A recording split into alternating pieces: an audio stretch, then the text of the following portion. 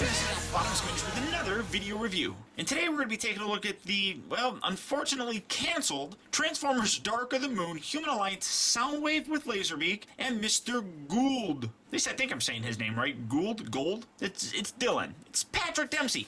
It's Patrick Dempsey. It's Patrick. Whoa! We have a Patrick Dempsey figure, which is totally awesome. Unfortunately, you see my box is a little bit damaged, but that's how I got this guy, because the package was damaged. As you can see, really nice kind of cool Human Alliance packaging on here. On the top, you can see Laserbeak there in the background. You got Soundwave in his absolutely gorgeous Mercedes mode. I think that's a Mercedes. Yeah, Mercedes-Benz SLS AMG. As you can see, gorgeous looking car. Absolutely love it. Flip around here on the side, and it says a rogue band of crooked human scientists discovered Soundwave and his loyal servant Laserbeak floating high above the Earth. These scientists soon learned how to control the Decepticons by transmitting an advanced set of encrypted radio signals directly to the collector dish of Soundwave. Autobots and humans beware, these fanatics now wield the awesome destructive power of two Decepticons. Just kind of weird, because that's really not how it worked at all. Soundwave manipulated the humans, so that's kind of strange. But you see the technical data for him, obviously with an intelligence of 4, and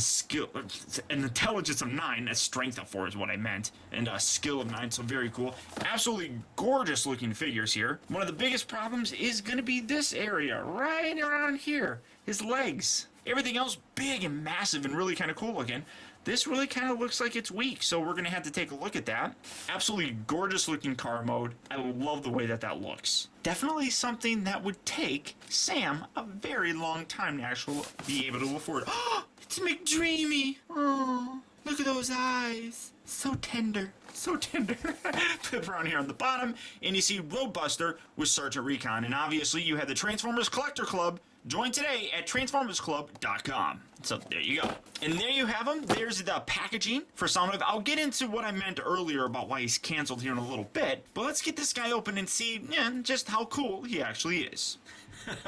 Okay guys, so here we have the Human Alliance Soundwave open up and out of its packaging and being ridden by Laserbeak. And starting things off first, we're going to take a look at Laserbeak. Now, this is actually a pretty nice representation of the character. I do like the fact that he is smaller. Now, the deluxe one, while it was definitely a nice figure and, obviously more articulated, better detail, things of that nature, just was too big. Even this one is a little bit too big, but overall, it's really not that bad. I really do love the actual paint job here on the top of the wings. On the bottom, there's nothing, so that really does kind of suck. But from the top, absolutely gorgeous looking. I mean, I love how it starts off here in this dark gray and then goes out into this nice kind of blood red. You can see the little turbines here on his wings. You can see really nice kind of molded detail throughout the spine area and then his face. I mean, he's just kind of an ugly little dude. Now, he does actually transform. To do that, you just flip this little gizmo down. He's got a big flying penis. Okay, that was not appropriate, Paul. And then you just take these, fold these down like so, and then you bring them together, and it just pegs right there. And basically what you're left with is what kind of looks like a hovering, flying motorcycle thing that really kind of reminds me of those little chaser thingies that were in Star Wars. That's what this kind of reminds me of. Now, in actual robot mode, you can put this on Soundwave's shoulder, and he fires a missile. Go, pew! And that's a kind of weak missile fire. I mean, that really kind of sucks. So you can have that, but it also serves as kind of a platform or a vehicle for Patrick Dempsey, or Dylan. So, set that off to the back, and as you can see, here we have Soundwave, and we're going to open the car, and look at that. There's McDreamy driving around in the Mercedes. We're going to take him out. Set him right back there. And this is the Dylan character, which doesn't look like Patrick Dempsey really at all. And there you have him. And unless you think that looks like Patrick Dempsey, you're probably not going to really think of him as a Patrick Dempsey figure. So that's really kind of unfortunate. It's kind of just like a blank, goofy looking guy, I suppose. But you see his head's articulated. The arms up here on pin and socket joints, you just rotate there. Wrists also rotate. Nothing at the waist or anything. That's something that they did away with in these newer version of Human Alliance figures. They used to actually be able to rotate it like the torso area forward and back. And then when you rotate, you can get outward motion, just like so. Actually, that looks like his legs backwards. No, maybe it's not. He bends at the knee. He also rotates at the knee, and that's it in terms of his posability. But Patrick Dempsey. And like I said, he can actually ride this thing. So take this, fold that out there. It's actually kind of a pain in the butt to get it to line up properly. I kind of like doing it like that. I mean, it shows little pegs right here where he's supposed to be riding on it, but I prefer doing it this way. I think it looks a little bit better. And then you have him holding on, and there he is on his little zoom, his little racer. Zoom. Zoom. And there you have him. Now, as for Soundwave himself, as you can see, he does have the whole door opening thing. They're gull wing doors, so they open just like that, and both sides do actually open up, which I've always loved doors that open like that, going all the way back to the days of Back to the Future. Just something about doors that open like that I just think is really freaking cool. Now, the car itself is absolutely gorgeous looking. The mold on here is very nice, but it definitely really lacks in terms of the paint. It's not terrible. It really, really isn't terrible. But when you compare this to how it actually looks on the actual movie, without a doubt, it's completely missing and severely lacking a lot of paint details. One thing that does kind of suck, I don't know if you can kind of see this, but he really does kind of have like this swirly plastic. I don't know how well you can see that here on the hood here. Zooming in some, you can kind of see it, which really does kind of suck. I'm not a very big fan of that. But you see, he does have some nice silver painted rims here. Now, if they use that paint for this, I think it would probably work. And I'm sure you can get cars such as this Mercedes in this paint scheme, but it's not accurate to how the movie version looked. See, nice Mercedes logo right there. Very kind of cool. And same thing on the other side here. Flip around here on the back.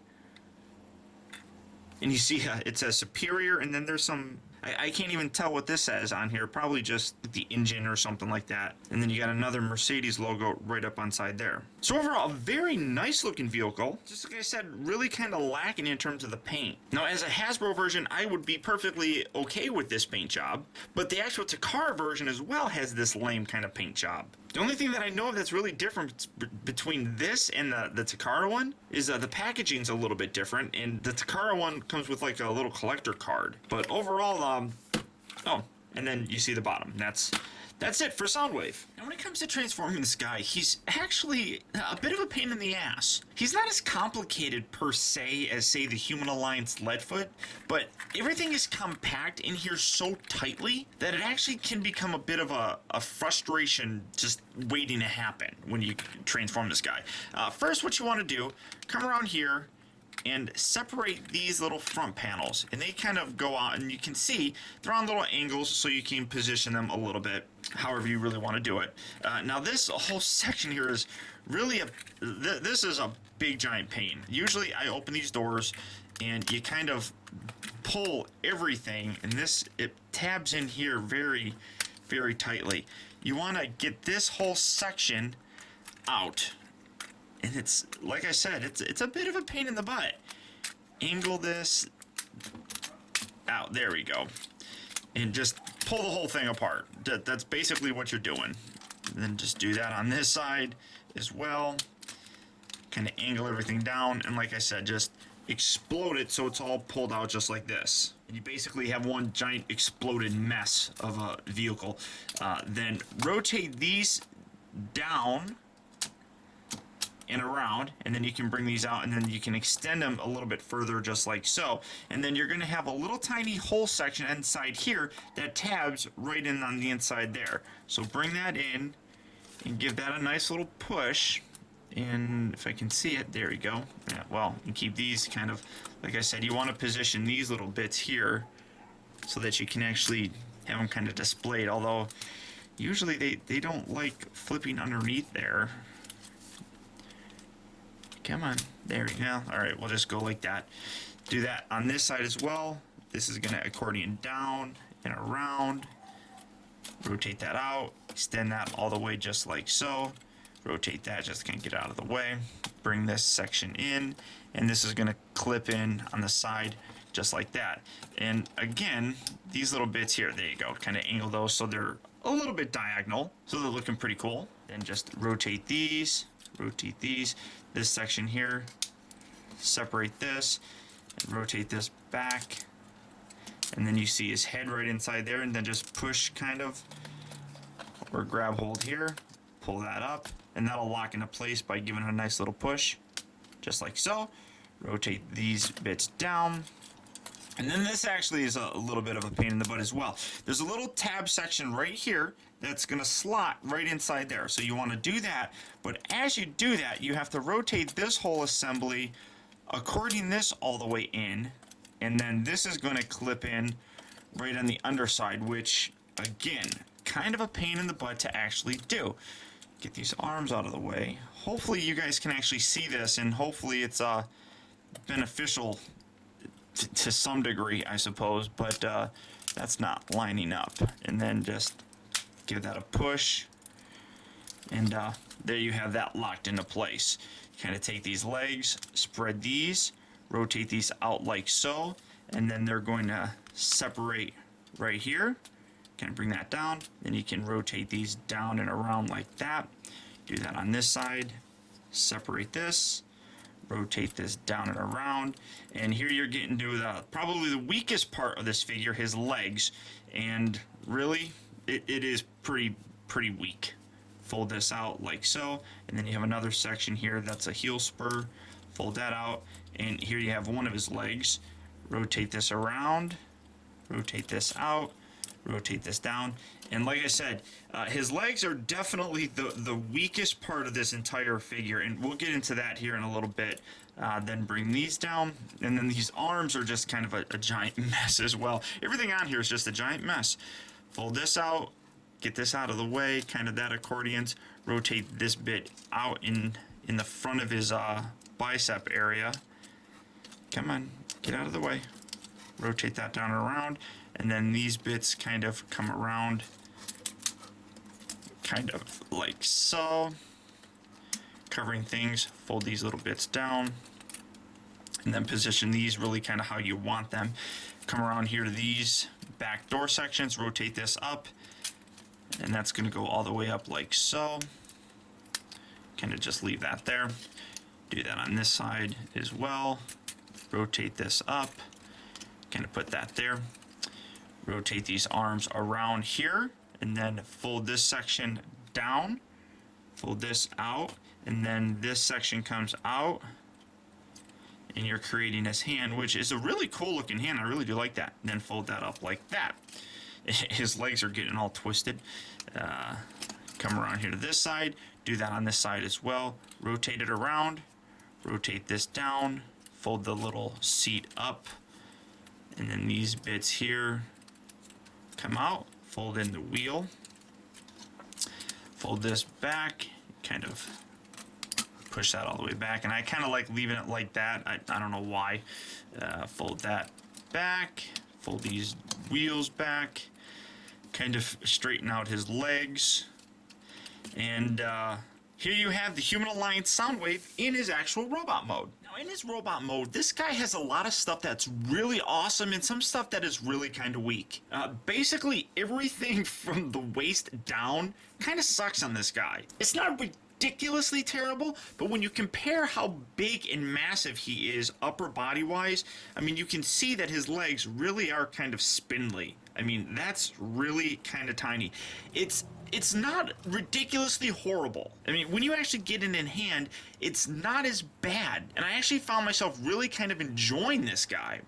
But his arms, for example, his upper body and the torso and everything, just absolutely a mass. And just really huge and bulky and wonderful looking, I think. In terms of his size difference, you can definitely see that one of the minor setbacks with this guy is that he appears to be a little bit too small. When you compare him to Bumblebee, who was one of the very first Human Alliance figures to come out, and a more recent figure like Human Alliance Jazz, you can see as the movie lines have kind of progressed, the figures as well have also gotten smaller. And one thing that you can definitely see, I'm using Jazz because I really think that Jazz is a wonderful representation of what the silver really should look like on the Soundwave figure. I mean, as you can see, the paint job on Jazz is actually really kind of nice, whereas this one is really kind of drab. And Jazz really was one of the smaller figures as well, or characters I should say in the movie. I mean, if you remember, Megatron grabbed him in both hands and ripped him apart. Now, Soundwave did look smaller in the movie, but I don't necessarily necessarily think that he's this small, so I definitely think that this figure, in terms of movie continuity, is a little bit out of scale. Now, in terms of his articulation, his head's just on this swivel joint, so it goes left and right, but he does have a mouth, so you can move him up and down just like so if you really want. And the face is actually kind of cool, but again, suffers from a lot of lack of paint. If you added a little bit of silver wash on this, I think it would be awesome. I mean, it's not terrible looking, but I really think that it could be much better. And then you, I am Soundwave. That's terrible. Now, you would think with as big and massive as his arms are, that his articulation up there would kind of be hindered, but it really isn't all that bad. Now, when you do have to lift these kind of, now, keeping them down makes it look a whole lot more movie accurate, but in doing so, that does kind of hamper things. Now, if you add them a little bit more on an angle, you can get them to go about right here, as long as you keep this kind of tucked away, because otherwise it hits that. Now, if you fold that back, it can go a little bit further back, which isn't too terribly bad, or you can just angle this up even more, and, you know, he gets a full range of motion. Yeah, well, as long as that's not in the way. Now, some people will choose to display him with these up like so, and that's your personal preference, whatever you want. I just like him down, so it looks a little bit more movie accurate, I suppose. But you can kind of, just depending on how you position him, you know, make it look okay. But full range of motion there. His elbow joints rotates at the elbow, and then his hands are individually articulated, so you can get a nice range of motion there, and you can grab hold of humans. Kill all humans. You know, same thing here on this arm. Nothing at the waist. His legs here, forward and back. They bend at the knee. They also kind of rotate. They bend at the knee, and it's like I said, kind of a giant mess how his legs actually are. And because of the way they are, I mean, you can see they're bending inward and things like that. Because of how they are, they're really kind of fragile. And by that I mean the posability really kind of sucks on these legs. Kind of angling that out. Keep it like so. And a lot of the problem has to do with his feet. I mean, as you can see, those are his feet. I mean, he stands on 3 points, basically. And not even entirely. I mean, because these ones on the sides here really aren't pointed all the way down. So it really does kind of suck. Again, like I said, most of the problems are in this area, and that's really it. The rest of the figure looks really good. Look, it's Dylan. So, now, like I said before, you can take this and you can mount this on his shoulder. Just take this, well, we'll do it on this side because it's more G1 looking. So we'll just take this. This just plugs in right there, and then you just kind of fold this down, I guess. And that again makes him a little bit more back heavy, but now he's got his little cannon thing. And Dylan can still hang out up there if he wants, and he can shoot things, I suppose. Or you can take this and he's got little, you got the hole back here. You can have him kind of hold on to him. Maybe, I don't know, or you could just grab hold of him like this. You stupid human! I kill you! You screwed everything up! I don't know. But now, the one kind of cool thing is Laserbeak. You take this little guy, transform him back into his actual mode, and now he's got different kind of pegs on here, I guess. And I don't really see anywhere on here, but you can kind of position him where he'll just stand there on Soundwave. Maybe hold it up a little higher, something like that. I don't know. And then you can balance him, and I'm not doing a very good job. And there we go. There's Soundwave and Laserbeak. How exciting is that? Get that out of the way. No, don't kill me. Don't kill me. Honestly, though, like I said, overall, it's not a terrible figure. It's definitely not in my upper echelon of Human Alliance favorites. But in general, I think it's a very nice looking figure. I love the Decepticon logos on here as well. One here, and then you have one on that side as well. Very cool. It's just, it's a decent figure that I really do wish it would have actually got released. I think a lot of people would have enjoyed them.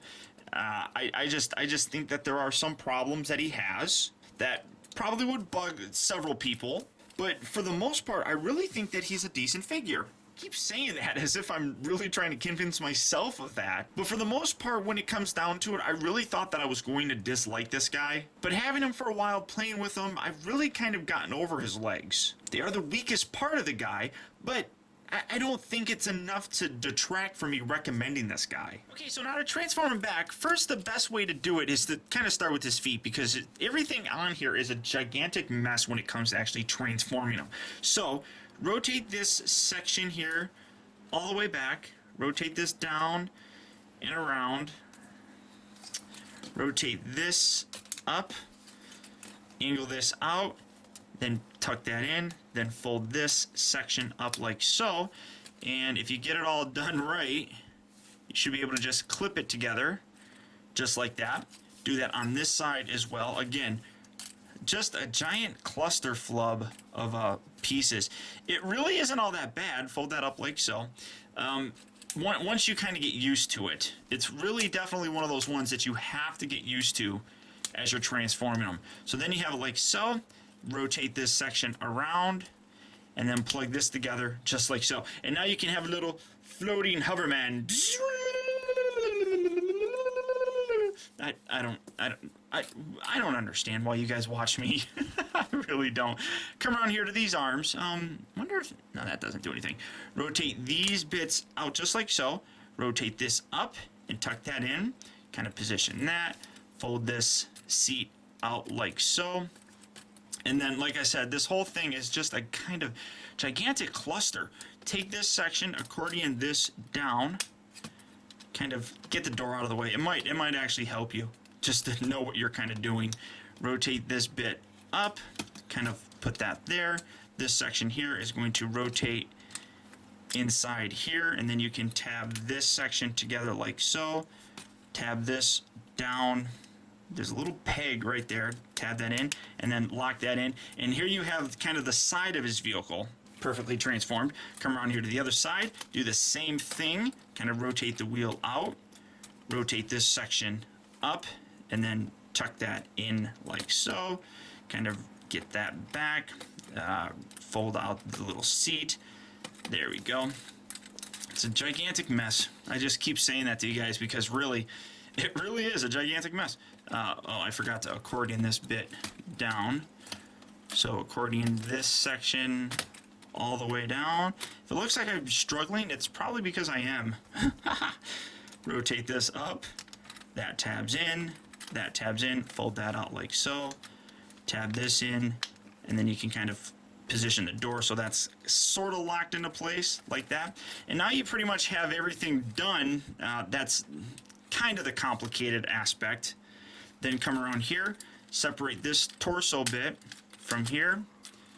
You want to angle this all the way back, rotate this all the way, it all the way accordions outward just like so.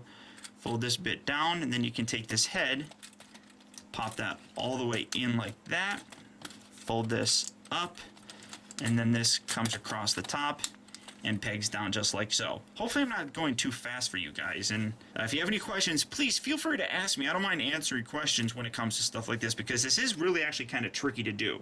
Then separate this section here, rotate, and then rotate this down, around, then around again, all the way, and then angle this up.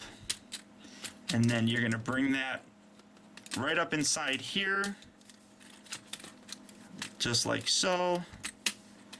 Tab that in, and then you have one side of his vehicle pretty much done, and that actually went a whole lot easier than I thought it was going to. We'll just leave it like this. We won't do anything else.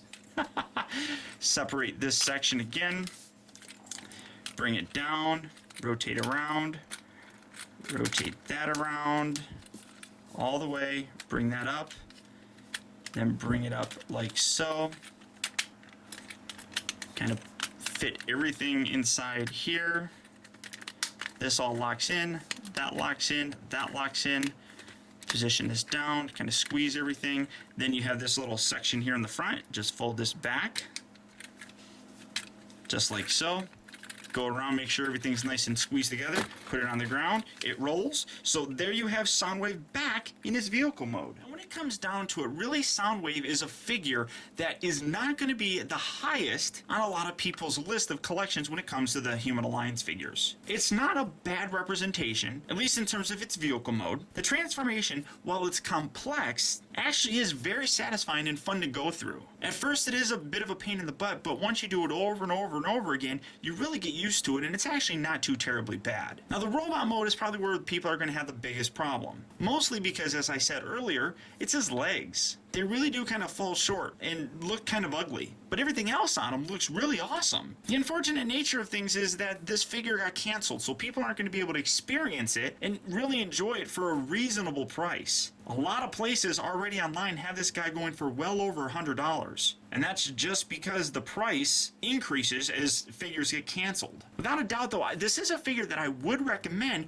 providing you can find him at a price that is okay for you. As I said, it's not the best Human Alliance figure, but it's also not the worst. It's definitely a nice, solid addition to a Human Alliance collection. As I said, providing you can get it at a price that is comfortable for you and your budget. So until next time, guys, I want to thank you for tuning in. This has been Optobotomus.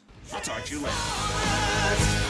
Defenders of truth, robots who fight in disguise.